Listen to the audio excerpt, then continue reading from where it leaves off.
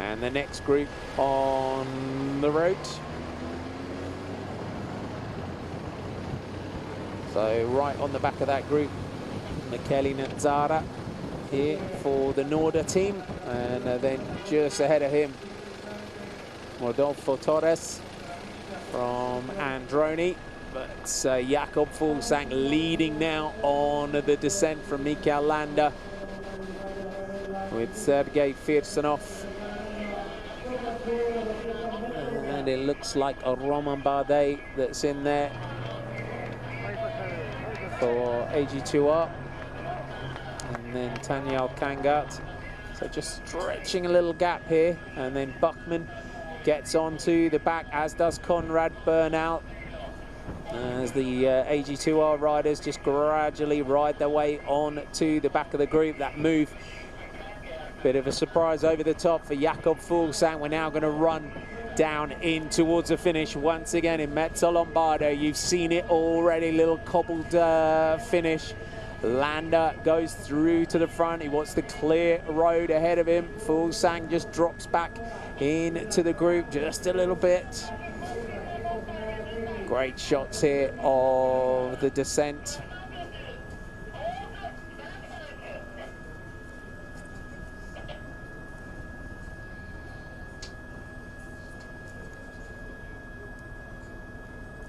So let's take a look down through there. Jean-Christophe Perrault, Domenico Pozzovivo just ahead of him, Egan Bernal, Patrick Conrad. There's from the overhead shot. Landa now, shoulders down onto the tops of the bars.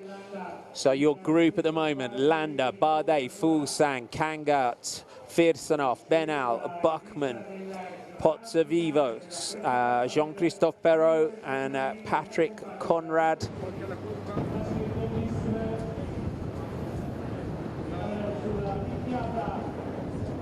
And the chasers just trying to come back on to the group.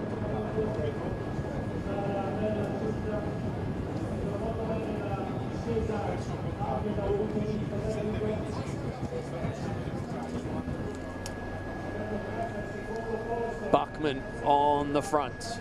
The German champion's colours looking good at the head of the race. Being chased hard by the colours of Astana.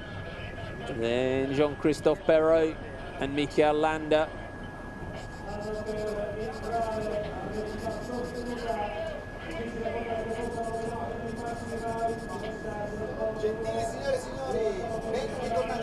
And there's the King of the Mountains. Jakob Fuglsang takes 10 points over the top from Mikael Landa and Sergei Firsonov.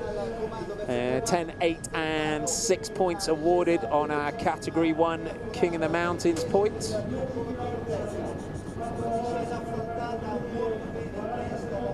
So we'll see what the gaps are back to those chasing groups, or did our leaders just manage to open up enough? Torres though, look at this descent here.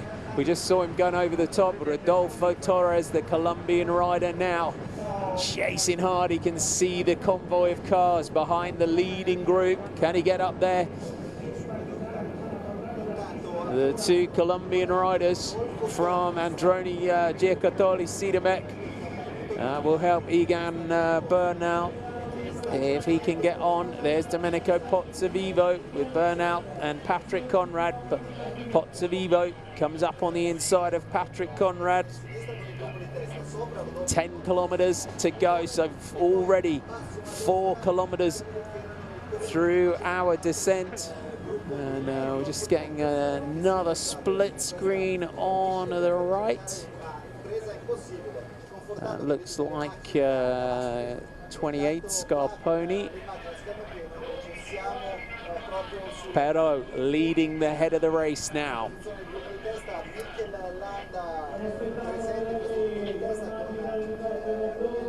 Daniel Kangat looks back over his shoulder.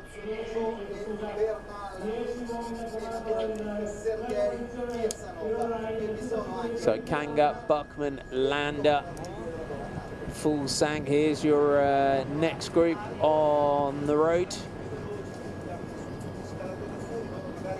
And on the back there, you can see Michele Scarponi.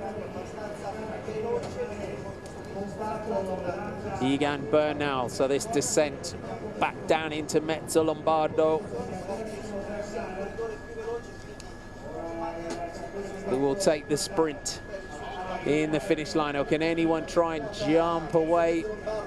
Jakob Fuglsang, the man that sits in second place here in this race, 10 seconds down. Perrault goes again. Jean-Christophe Perrault. Landa, has he got anything left in those legs? Landa, what a stunning ride by Mikel Landa. A real show of strength today by the Team Sky rider. There's Conrad on the descent and Buckman. Conrad just letting those legs recover for the Austrian, for the two Bora Argon 18 riders. This would be a huge victory for them should they manage to take it on the line. But Jean-Christophe Perrault, though, man, a big performance in the Tour de France. Hasn't quite managed to take that in subsequent years. 7 kilometers to go in towards the finish now. So you can just see those marks flashing past at the side, your split screen. Torres, the bottom right of your picture, then the Scarponi group. So group Scarponi there. So at the moment, Landa, Bardet, Fuglsang, Kanga, Firsanov, Bernal, Buckman, Pozzovivo, Perrault, and Conrad.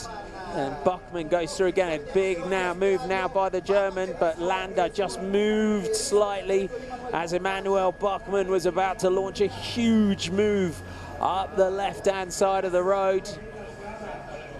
And he just had to check himself, didn't he? He just saw him having to just knock the speed off just as he was about to take a flyer. And Landa, ooh, just runs Emmanuel Buckman, and Buckman goes off the road. So Landa just looks back just to see what was coming, but right in there from Emmanuel Buckman on that descent, just as you're just about to take that huge attack, Landa just swung off. So there's Scarponi, number 28. And just ahead of him, looks like Sergio Pardia with Perazzi. And also Gazzara we saw in there as well. Just as we went over the top of the climb, Rodolfo Torres, though, on his own, chasing down this descent. Will he manage to do this one on his own? Torres just in no man's land here at the moment. Nice overhead shot once again of our leading group. Will Buckman just recover enough, let his heart rate settle to try another attack on this descent? Firsanov, though, in second place. He really is in great form at the moment, is Sergei Firsanov. Just 5 kilometers now, running in towards the line. Jakob Fuglsang takes the front once again for Team Astana. On the back, Domenico Pozzovivo. So I'm sure you'll agree, everyone has thrown everything that they could think of at Mikel Landa on that climb. Landa just sat on the front, dictated the pace. Sometimes it's the best thing that you can do, just sit there and dictate the tempo to everybody around you. And each time they attacked, he just managed to soak it up. And once again, it's the light blue jerseys going. Is this Tanya Kanga going this time? Pozzovivo still on the back of the group. Just some of the teams in here, Astana, AG2 Le Mondial, Bora Argon 18. Just try and time these attacks when one of your teammates is on the front, just to give you a little bit of assistance. Maybe going into one of the quarters. 4 kilometers to go. Kangat from Jean-Christophe Perrault. Perrault goes again. Jean-Christophe Perrault just looks back, sees his teammates there. Kanga manages to answer this time. So some of those riders in that group, they don't want to lose it now. There's Bardet. So this group If they take too much of the speed off now with 4 kilometers to go, that might allow those riders behind to come back. They've got to keep working. 4 kilometers is still a long way out from the finish to start messing around too much.